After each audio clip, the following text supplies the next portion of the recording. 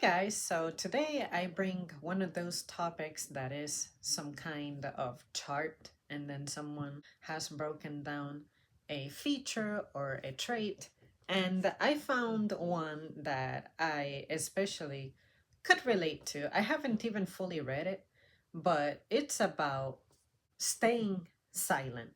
And I remember that a long time ago I was telling you guys how when I'm at work, sometimes I wish that customers, for instance, could remain quiet and observe for maybe an extra 3 seconds, because sometimes when they're trying to micromanage me about, say, how I'm going to pack something, I was already on it, or I already did it, and they are like, where did this go?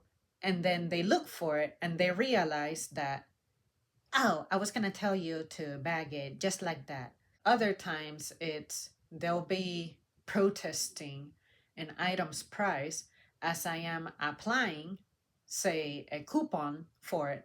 And then they'll be like, did you take that coupon? All I do is I stay quiet, I say nothing, and I wait to see if they catch it. And if they don't catch it after maybe 5 seconds or so, that's when I'll point it out. And a long time ago, I had a coworker tell me that I tend to have delayed responses.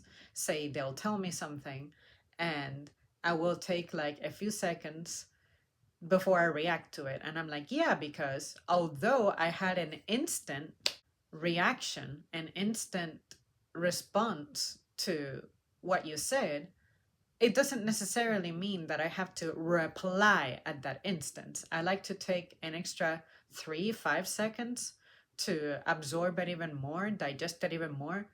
That way, whenever I do start to speak, I'm not fumbling over my words, struggling to stitch together my thoughts, string together a sentence. Once I start talking, I can give you my whole speech. It may take 10 seconds, it may take 8 hours, but I will say my complete thought because I took those initial few seconds to arrange the puzzle pieces in my brain until I saw the picture together, and then I began to engage. So I'm interested to see in what this has to say. It is called 7 times to stay silent at all costs. The first one is during emotional moments. Avoid speaking when you're angry to prevent regretful statements. I can agree with that because I remember that as a child, of course, when you struggle to regulate your emotions, I had a tendency of being very reactionary. And then I don't really remember what happened, but I remember when mom advised me to try to not react to things. Like as soon as I hear something, as opposed to having an initial freak out moment, to give her a second to potentially explain the rest of something, because maybe what she's telling me is not as bad as it sounds. And in relationships, I can tell you that I have been the one to call out the other person, being like, all I'm doing is telling you something. Why are you freaking out? I was always that calm, serene, peaceful person, and that very often is mistaken for someone who's weak, easily intimidated, submissive, and all that. And I'm like, all you are is ignorant. You just don't understand the art of conducting yourself maturely. That's just the way I see it. Take time to cool down and reflect. Exactly that. That brief moment of reflection that can make or break a situation. Seek a calm and objective perspective before speaking. And that one is very true because sometimes you may be reacting to something in a very subjective manner. You cannot let your feelings, emotions, personal opinions, personal politics get in the way of something. You may agree with something, you may disagree with something, you may like it or you may not, but whether you like something or not, the facts are the facts. As long as you're at the very least expressing your facts and then afterward clarify that what you're getting ready to say is your opinion, everything will be okay. But if you try to present everything matter of factly, but it's actually you trying to impose your will onto the situation or others, that is when you start drama and issues. When you lack full information, refrain from making comments without a complete understanding of the facts. And this is very true because I have known people, especially the people who like to take sides for whatever reason, like a really good buddy of yours is telling you about something they went through, something that happened to them. And it may sound like this buddy of yours is being played dirty, but they're omitting the fact that this is a protocol, this is a policy, or this is a bill that they have had overdue for 2 months now, and they were given plenty of chances, or they asked for plenty of extensions, but they just never performed the proper arrangements to have their situation sorted so they could address it. Little things like that. I have been the victim of that in the past, where I did my job and someone overreacted to me doing my job because my job at the time was to hold someone accountable for something. This person lost her shit and she went everywhere telling everybody that I was trying to get her in trouble, to get her fired because I don't like her, this and that. And I'm like, well, you're right. I don't like you as a worker, as a human being. You don't bother me. But what you did was wrong. You got too prideful, too cocky. And it just so happened that on the day you messed up, I was there to be the one to flag you for it. If I don't do the job, are people going to celebrate me for not doing my job and then I get in trouble? No, y'all are going to say, damn, Zam, that's stupid. How come you didn't do your job? So all your little friends, if they knew the full picture, they would have told you, why didn't you do your job? And why were you not respectful of the person whose job it is to report it and hold you accountable? No, everybody was siding with her because she was selling the story as, I don't like her, therefore I'm using this against her. No, I'm a grown up, and I would expect that you, older than me, are equally grown. And it is very important that you guys never ever fail to get the whole scoop. Even if someone is very emotionally driven, even if someone sounds persuasive, compelling, has the charisma as they're telling you things and they're looking at you in the eye, whatever it is, get the full story. Get their story, get the other person's story, and if this is a place like a job or something where there's a protocol written down, a set of rules written down, you reference that, cite the sources, and you show it. You back up whatever you're saying with whatever that document says. That is what exonerated me from this crazy bitch at the time. And after that, that's when I learned that if I'm being backed by the truth, even if it takes weeks for shit to get clarified, during the initial stages of the incident happening, in which I was remaining silent and I was just doing the legwork, laying the foundation, my foundation was impeccable. It was honest, sincere, truthful, it could be evidenced. I had a record of that being the way of things with me. Anytime something happened, I breezed it through that. But if I hadn't been strong mentally and emotionally, I would have been crushed just because someone couldn't handle the fact that they messed up. Gather all necessary details before speaking or acting. Ask questions and seek clarification to ensure accuracy. I'm always appalled by the number of people who do not ask questions in their day. Even if you have done something for over 10 years or so, you have to spend your day asking questions.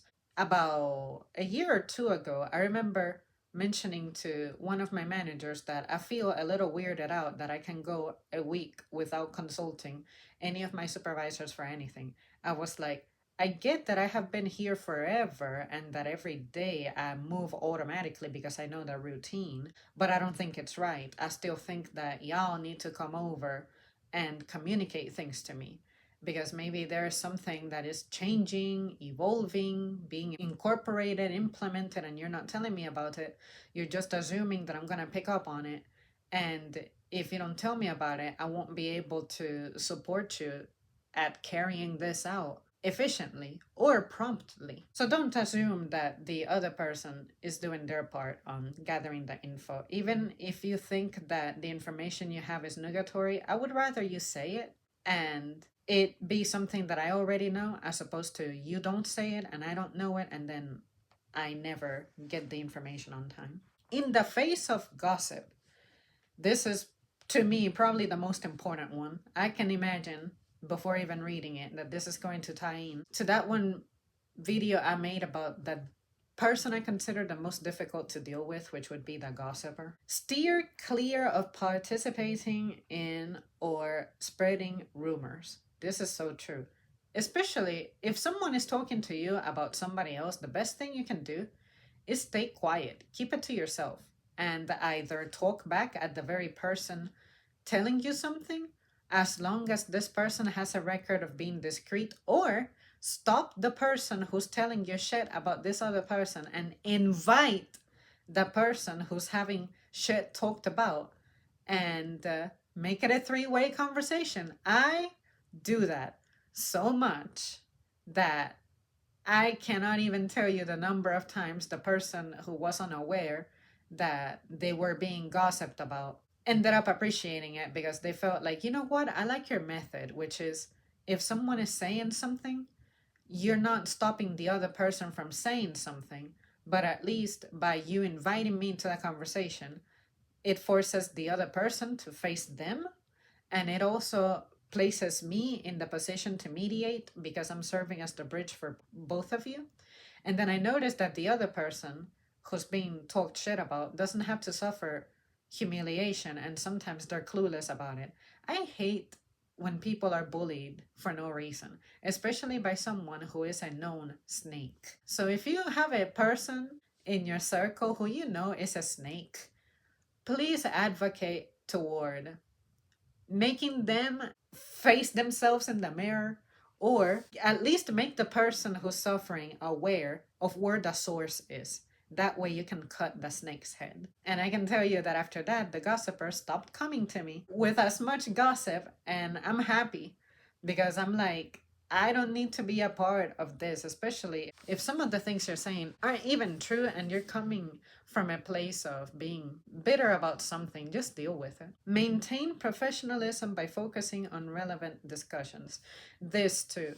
Sometimes there are people who want to talk about things that I know are inappropriate for the job setting. I just let them talk. I don't engage whatsoever. And then what I'll do is I'll turn around, tell the manager, and be like, hey, so and so just came at me with this kind of commentary.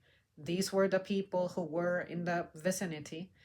I don't want to be guilty by association. I didn't engage, but I just want to let you know that this happened and that I was the one who was receiving this information, but I wasn't necessarily the one entertaining it. And I just want that to be clear because I work super hard to not be involved in any of this, for me to get shut down because of terrible timing and consideration for the environment or lack thereof that somebody had.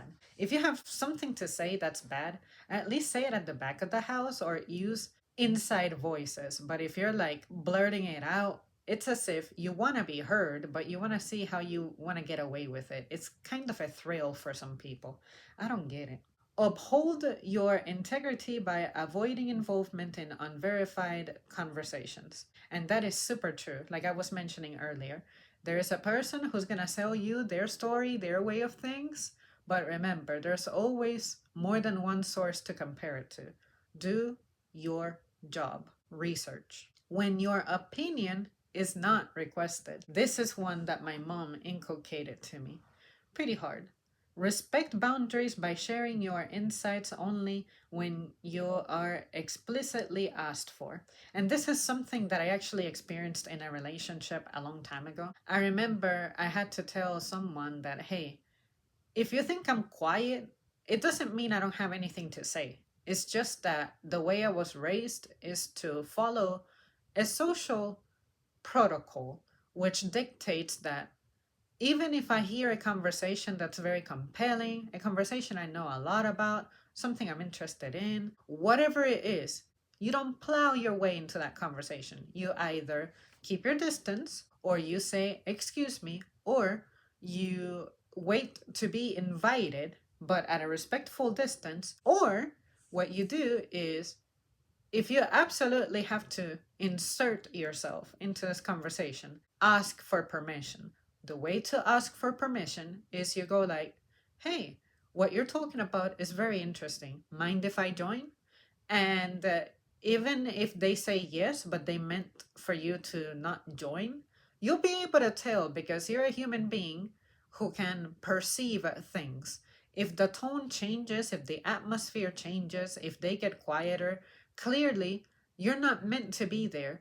Just be like, on second thought, I'll join you guys at another time. Remove yourself and let them continue. But if you're truly welcome to join, you'll notice that that same energy flow that the conversation had is going to continue. Have some common sense. Sometimes you'll be able to join, sometimes you won't be able to join. But I absolutely hate when I'm having a great conversation with someone, something that's elevating for me or elevating for them, and then someone stupid comes over and they go like, what are y'all talking about? Looking like a cow because they're usually chewing gum like the asshole they are. And then at that point, I drop a hint on the person I was talking to by telling the intruder the most vague description of what we were discussing. And in the past, I have ended a friendship because I wanted to keep something discreet, and the other person who knew I wanted to keep something discreet decided to tell this person who inserted themselves what the matter was about. And then after that, I turned around and I left. And then the other person who I was talking to initially came back trying to talk again. And I was like, I was pretty much done with everything I told you. Bullshit. I still had more to say, but you broke my trust right there. You lose your privilege as soon as you commit the fault, especially if I instructed you on how to avoid the fault in the first place. And if it were me, and for some reason I committed an indiscretion and I made someone mad, I would deserve it. I would own it. But I don't, because to me that has value. But for some people, for some reason, they don't. And then they try to find excuses like, well, I'm slow. Well, I have ADD. Well, this and that. And I'm like, okay, well, I don't have those things. I'm guessing I don't know how to exist in your world with your issues. I'm taking myself out of that. I think that is the safest thing to do. I'm not trying to discriminate against you, but if you're saying that your condition is going to give me these kinds of results, that's not healthy for me, I can't be around you. Period. I'll find another person. Just do your thing. Do whatever you have to do to make sure that your boundaries are respected. Listen actively and offer feedback only if it is sought. And this is true. I had someone who surprised me yesterday. This is not someone I was necessarily close with, but now I consider myself close to this person because they decided to share that they were struggling in their personal relationship. And they shared with me the things that happened, and it was pretty lamentable, pretty severe. And I let that person just talk the entire time. And once there was a brief pause, I was like, I know you're not exactly asking me to tell you what I think or how I feel, but based off our past conversations, you have always welcomed my feedback. In my opinion, I think that it is time for you to completely remove yourself from this situation. This is no longer good for you. This person is no longer good for you. And I know that you have decided that, but I feel like you're still clinging to something. Execute the final decision. Are you going to persist with this person, or are you going to finally let them go? If you choose to let them go, then behave like you're letting them go. But if you choose to pursue them, okay, continue pursuing them, but be ready to continue enduring what it means to continue pursuing this person. That is what this boils down to. That is how you make the choice. This is the situation as you described it to me. I sincerely wouldn't recommend that you cling to this because clearly this is no longer healthy and it's affecting you. We can see that it's affecting you. Why would you do that? And then after that, she just paused for a second. She took it all in, she absorbed it, and she said that what I was saying happened to sound like an echo of what another person had told her. And then she found it more clear, I guess. She had time between that person she talked to and whatever marination period took place, and then talking to me. If I hear someone who may need immediate assistance, I may break from this, from the don't say anything unless your opinion is sought. If I sense a danger, I will say something because I don't want to eventually find out that maybe I could have been the last line of defense for this person, and maybe I was meant to serve as an agent from the spiritual realm and I failed in my quest because it was absolutely random. I was not expecting to hear what she was sharing yesterday at all, and especially the fact that she picked me to tell. So then I said, okay, I think I am serving as an agent. Like mom taught me a long time ago, that if something happens and it feels random, but it's something meaningful and deep, that is no accident. So I looked at it as, okay, this person may need assistance, possibly. So I put the label on it like that, and I'll just continue to check in on this person. But it looks like this person has a good plan. After our conversation, she laid it all out, and I said, okay, I see that that is a natural way of approaching this. What you're doing is pretty much how we all feel compelled to go about it. You talk to some people, you visit a doctor if you need to, and then after that, they'll offer you further resources the same way that as you talk to me, I offered you further resources. And that's how I knew that it was okay to intrude into this conversation without having my opinion sought out. And I'm just glad it worked out like that, because had I made this video 2 days earlier, I would have missed out on that anecdote to share with you guys. So maybe I would have made like a part two. Avoid imposing your views on others, especially in unsolicited contexts. And like I have said before on the empathy one, sometimes I find that a little bit difficult because if you're sharing something with me, I would want to share the way that what I'm hearing makes me feel or think, or any experiences of my own that I may have to share about that. It's kind of like reading a book. When someone talks to me, it reminds me of when I read. I would always stop maybe after either a chapter or after some paragraphs, depending on the complexity. And then I would be like, I can think of a time when this happened, that happened, I used this, I said that, I got this, that type of thing. To engage with a living, breathing, sentient person and not react the same way that I would react to myself as I read a book, I would think reacting in that way to a person would be the best thing to do, because it's a person who can interact with me back, as opposed to a book that I can't talk to it, it can't respond back at me. It doesn't feel as enriching, as satisfying. But at the same time, I do understand that sometimes you are meant to be just an audience and you're not meant to be part of the play, I guess. That one, I don't think I am particularly bad with.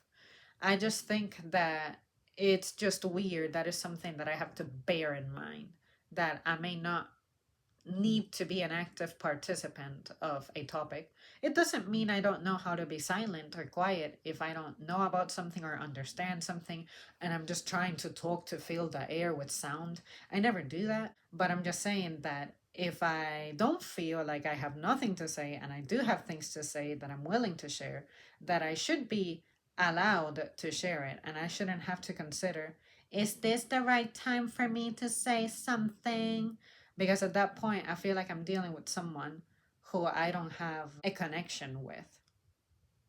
I would rather avoid a conversation altogether, no matter how beneficial it might be. It's no different from watching videos nowadays. My version of reading nowadays is listening to videos.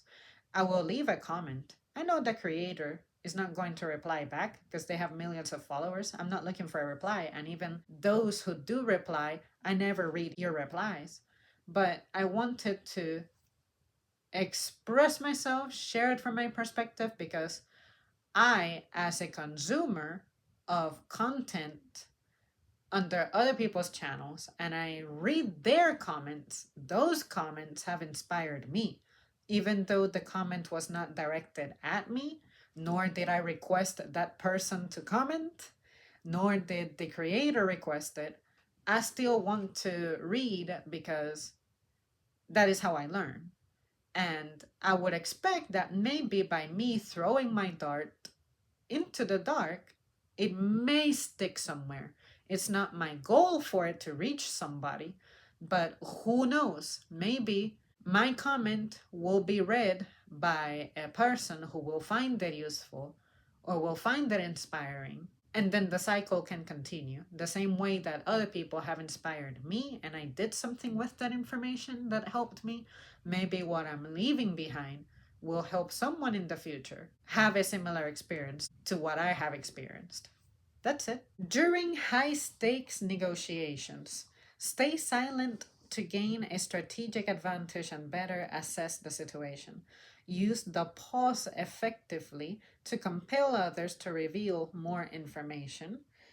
Focus on listening and observing to understand leverage points. I absolutely love that this mentioned be quiet and observe because, like I was saying earlier about some customers who are getting ready to micromanage me, and I'm like, if you had stayed quiet for 3 more seconds, you would have observed that what you're getting ready to spit out at me was already being dealt with. It was already being done. And in that situation, I want to say something and be like, if you only gave me 1 second, you see me, I'm working on something else, I'm already engaged with something else. What makes you think that I cannot take the initiative to do what you're telling me to do even better because I do this all day and I have more experience under my belt? But instead, you are like a cop. You got to hand out a ticket for the day, right?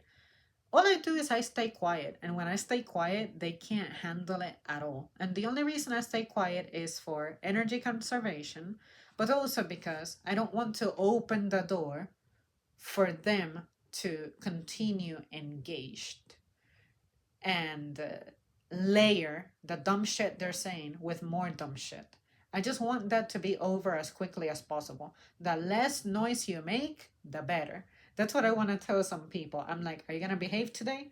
I, because the less noise you make, the more smoothly this experience is going to go for you. I'm sorry that maybe you live in a home where you're by yourself, or maybe you cannot exercise power over everybody else because you're powerless in that setting, and going out shopping is the only time you feel like you have power over something or someone, but you're bad at this.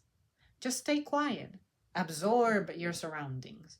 There will be a moment for you to make noise, there will be many moments when you'll have to not make noise. So the less noise you make, the better. And sometimes I notice that some people miss out on details that I say that are actually useful, and I end up having to repeat myself because they just were not listening to absorb. They were listening to react, hearing me to react, I should say. But had you been present at the time that I was telling you what I was telling you, you would have saved yourself the embarrassment of sounding dumb around everyone around you who was silent. Therefore, they took in what I said, and sometimes the person behind you will chime in to put you in your place because there was nothing wrong with the way I was delivering the information. There was something wrong with the way you were processing and absorbing the information, which was you weren't. When it could damage relationships, hold back comments that may harm professional or personal relationships. And this is something that I wish other people would have done better about many years ago. And I'm grateful to say that I can say I have taught this to some people. Whether they give me the credit or not, I don't care. I just know that there was a moment when I finally had my chance to tell them how it would have been better for them to not say something that they would end up regretting. And then if I reference that time because you haven't properly owned up to it or even apologized for it, now you're telling me that those are times that you were not proud of your behavior. And I'm just telling you that if you felt that way, I didn't know that you felt that way. All I knew is that you said those things, you left, you never made it right, you never apologized, you never made up for it, whatever. Therefore, that image of you saying that horrible thing stuck to me, and I put a label on you as You are this mean person. But had you humiliated yourself by apologizing and describing how you understand that that was wrong, I would have been able to clean the image I had of you to the point that I never have to reference those past times because we have moved past them. But if you don't make the amends, I'm not moving past it because to me, you continue to be that person who said that mean thing. But if you can take a second to sincerely and honestly try to fix it, try to rectify it, try to make it right with me, you'll see that we can move forward. Consider the potential impact of your words on others' feelings. Choose your words carefully to foster long term connections. I feel like that one is pretty self explanatory. I don't have much to add to that except to say that I have experienced it and I agree.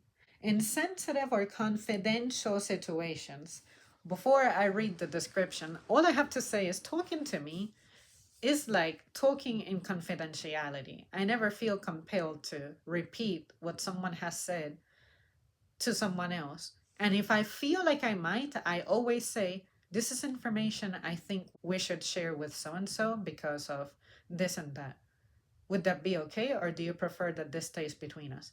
They'll either from the get go say, keep this between us, but blah, blah, blah. Or after that, they'll be like, it's okay if you tell this person, but that's it. But if you tell them to keep it between the three of us now. Or other times says, it's okay if you share, but make sure that whoever you share it with, you trust their judgment. Something like that. That's it. Like an adult, totally mature. But to me, to avoid any potential indiscretions that maybe I don't consider at the time, or the person telling me this doesn't consider at the time, I just assume that whatever is being told to me, I am the sole intended recipient, and period. It is so easy to do. Keep confidential information private and avoid disclosing sensitive details. Respect privacy and maintain discretion in handling confidential matters and be mindful of ethical obligations in your communications. And that's it, you guys. That is the end of this. I really, really like this. I think it is something that should be kind of a required course on how to best present yourself in social situations, but also for you to understand the urgency of some of these things. To you, it may seem pointless and silly, but to someone else, it may mean a lot. You never know why they may need for something to be kept under wraps. Just do it.